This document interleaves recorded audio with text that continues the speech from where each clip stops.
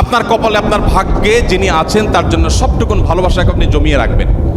আপনি জানেন আপনার জীবনে, বৈবাহিক জীবনে একজন সঙ্গিনী আসবেন, এটা এক্সপেক্টেড। কিন্তু আপনি এখন থেকে যদি কোথাও প্রেমের নামে অবৈধ সম্পর্ক করেন, অবৈধ রিলেশন করেন, হারাম সম্পর্ক স্থাপন করেন, তাহলে দিন শেষে আপনি কিন্তু আপনার সেই হবু স্ত্রীর সাথে বিশ্বাসঘাতকতা করলেন।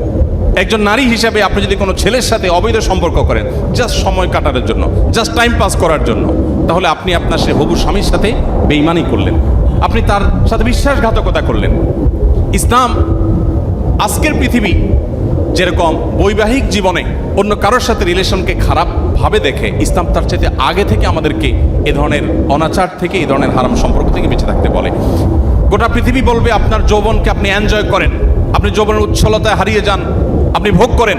ইসলাম আপনাকে বলবে আপনি কন্ট্রোল করেন, আপনি নিজেকে নিয়ন্ত্রণ করেন। নবী করিম সাল্লাল্লাহু আলাইহি ওয়াসাল্লাম তার তারুণ্যকে এইভাবে তিনি সংরক্ষণ করেছেন। এই জন্য আপনাদের তারুণ্যে যেন কালিমা না লাগে। আমাদের মুখতার ভাই বিবাহ সম্পর্কে বলছিলেন, একজন মুসলিম তরুণ তার তারুণ্যে মনে চাইলো আর কোনো পাপাচারে লিপ্ত হয়ে গেলেন, আল্লাহর অবাধ্য হয়ে গেলেন, বিবাহ বহির্ভূত কোনো সম্পর্কে জড়িয়ে পড়লেন। এটি কোনো মুসলিমের সাথে অন্তত যায় না।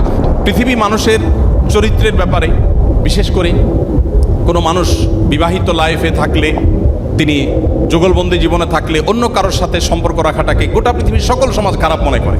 এটাকে মনে করা হয় নীতিহীনতা, যে তুমি একজন স্ত্রী থাকা সত্ত্বেও আরেক নারীর প্রতি কেন আসক্ত, স্বামী থাকা সত্ত্বেও আরেক পুরুষের প্রতি কেন আসক্ত, এটাকে গোটা পৃথিবীর মানুষ দোষের বিষয় মনে করে।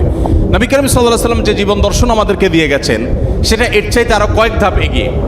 সেটা হলো আল্লাহ আপনাকে যে তারুণ্য দিয়েছেন, এ তারুণ্যের সবটুকুন ভালোবাসা আপনি জমিয়ে রাখবেন আপনার সে জীবন সঙ্গিনীর জন্য। যেই যুবক তার তারুণ্যকে, তার যৌবনের চাহিদাকে কন্ট্রোল করতে পারে না, নিয়ন্ত্রণ করতে পারে না, তার চরিত্রকে হেফাজত করতে পারে না, তার সম্ভ্রমকে সংরক্ষণ করতে পারে না, এই যুবক আব্দুল্লাহ ইবনে ওমরের উত্তরসূরি হতে পারে না, এই যুবক ওমর রাদিয়াল্লাহু তাআলার উত্তরসূরি হতে পারে না, এই যুবক মুহাম্মদ সাল্লাল্লাহু আলাইহি ওয়াসাল্লামের অনুসারী হতে পারে না, এই যুবক কখনো আব্দুল্লাহ ইবনে মাসউদের অনুসারী হতে পারে না, এই যুবক সেই সকল সাহাবীদের অনুসারী হতে পারে না যেই সাহাবীরা মক্কার যাযাবর থেকে অর্ধ পৃথিবীর বাদশাহী করেছেন। আপনি তাদের অনুসারী, তাদের সেই নবীর উম্মত যে নবী তার যৌবনকে হেফাজত করেছেন এবং হেফাজত রাখতে বলেছেন। অতএব এই সংগ্রামে আমাদেরকে জিততে হবে এবং জয়ী হতে হবে। আল্লাহ তাআলা আমাদের সবাইকে সেই তৌফিক দান করুন।